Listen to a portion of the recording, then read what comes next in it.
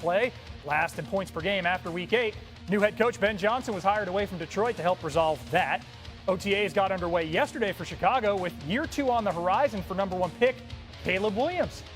Coach talked about starting off on the right foot, with his QB today.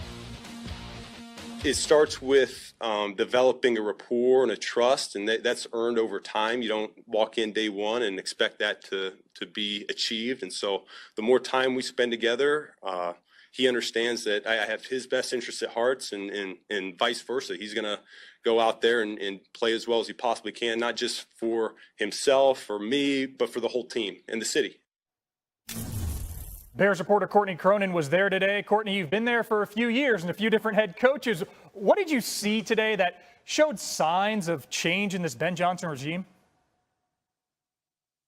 Well, Phil, before we even get to any of the football that we saw at day 2 of OTAs, it was what Ben Johnson said at the podium, getting out in front of the story that's been the centerpiece of the Bears organization for the last week. The information that came out in Seth Wickersham's book regarding Caleb Williams and the pre-draft process. And Johnson got out in front of it and said that he talked to his quarterback last week. He felt it needed to be addressed, but that Williams is his own man, is going to be treated as such. And there were a couple of questions that came up about the feelings that Williams had about the organization previously, what happened last year. Obviously, Johnson cannot speak to that specifically, but said in the 4 months that he's worked with Williams, he has been, quote, outstanding. And after a couple more questions, he was asked the obvious one, the big elephant in the room, the feeling from Carl Williams, Caleb's father, that Chicago is where quarterbacks go to die. And this was the eye-opening moment for me today, hearing Ben Johnson responding to that, saying, quote,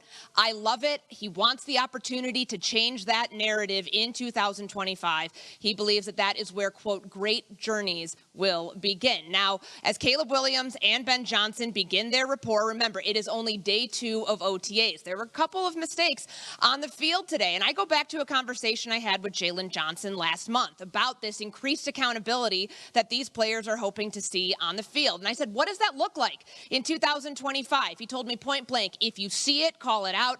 That is exactly what happened from Ben Johnson today at OTAs. There was a moment during 7-on-7 where veteran tight end Cole Kmet was not lined up properly, and Johnson had no issue letting him know. Even the veterans are not immune from getting yelled at from time to time, that he needed to be in the right place. It's only day 2 of the install, and Johnson has reiterated time and again he expects there to be mistakes on the field. Right now is when they should be making them, but there are too many pre-snap penalties, some mental lapses that Johnson felt he needed to call out right in the moment. So as they get on the field tomorrow for the final day of OTAs this week, those things can be corrected.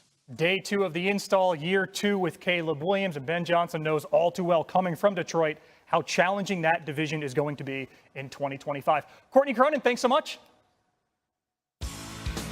Well, the Bears addressed major needs this offseason after going 5-11, an 11th losing season in the last 12 years. They brought in Ben Johnson. The O-line allowed league high in sacks, so they got guards Joe Thuney and Jonah Jackson, as well as center Drew Dahlman. And then they got Caleb Williams, some more weapons in the draft, taking tight end Colston Loveland and wide receiver Luther Burden with their first 2 picks. Back here with Dan Graziano, Booger McFarland, and Louis Riddick. And Graz, last week, we heard these stories come out. Courtney mentioned them as well about Williams not wanting to go to Chicago before ultimately deciding that maybe he's the guy to turn this franchise around. What is a realistic ceiling for Caleb and the Bears in 2025? I think, Phil, if they can get to around 500 and show progress as the year goes on, that would have to be considered a successful season. People want to talk about playoffs. I just feel like that's a little unrealistic given their division, the strength of the other 3 teams, all of whom made the postseason last year, and given the fact that Ben Johnson is a first-time head coach. Caleb Williams is still a young, developing quarterback. And when you listen to Ben Johnson talk and you hear Courtney Cronin talk about the things he has said since he got there, he is talking about building something. He is not talking about putting the finishing touches on something. That's down the road. Right now, they're out there, they're making mistakes, they're figuring out what they need to work on, and that's a process that could take a little while and might bleed into the season, honestly. So it's about how quickly it comes together. I think this year is going to be about building towards something for the Bears in the future. Look, there's some high-level players on this football team. No doubt. Let's just start there. There's some high-level players at some really key positions. They revamped this football team inside out, starting on the offensive line, the center and the 2 guards. They go in the draft and they get 2 just absolute studs in Colston Loveland, Luther Burden to go along with Roma Dunze, DJ Moore. That's ridiculous right there. I mean, that's a lot of weapons right there for a young quarterback to work with. Obviously, the centerpiece is Caleb. And really now it's about going from what sounds like, by all accounts, incompetency surrounding him in terms of the people who were leading him and directing him as to how to study to be a quarterback, how to play quarterback, how to call plays for a quarterback, of his skill level, and then how to correct him and help him continue to develop. He didn't have any of that last year. Now he has a guy that last year during 2024, we spent nothing but hour after hour just absolutely raving about Ben Johnson's creativity, his ability to take Jared Goff's game to a whole nother level, and the fact that he was going to be a slam dunk head coach in 2025. Well, now here it is, right? And we've seen teams go worse to first before. I'm not saying they're going to go worse to first, because I agree with Graz. This is a very tough division, very tough. And we haven't even talked about the defense. Dennis Allen is a hell of a defensive coordinator. If you ever talk to him about defense, he knows his stuff. So this football team should be much, much, much improved. They're just in the heck of a division. So here's what I want to say about Caleb Williams, and I wasn't in that building and inside those meeting rooms, but when we talk about a pressure standpoint and how much pressure is on him, think about this. He's come out and said that the staff was incompetent in preparing him how to play and read defenses, blah, blah, blah. Well, when you say that, I think everyone that works in the NFL has Ben Johnson in high regard. And so now all the incompetency that you said you got last year, that is gone.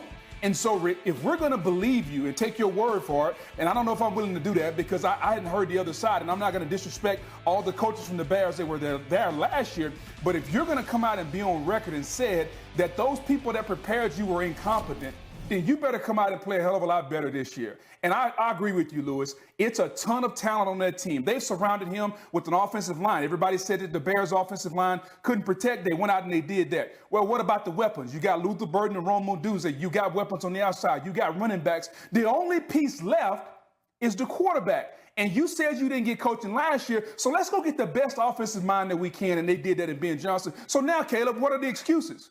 It's kind of like what Antonio Tarver asked Roy Jones years ago. Roy, what you going to say now? What's going to be your excuse now?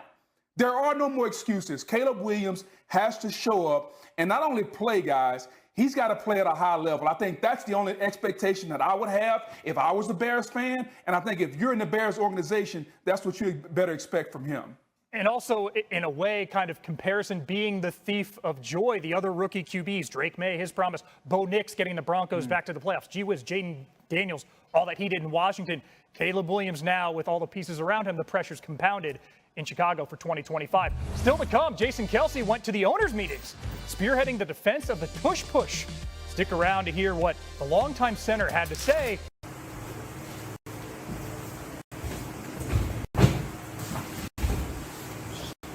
Xin chào các bạn, hôm nay mình sẽ hướng dẫn các bạn các dán đó là bây giờ mình sẽ hướng dẫn các bạn các dán đây là miếng đi ra nha. Bây giờ mình sẽ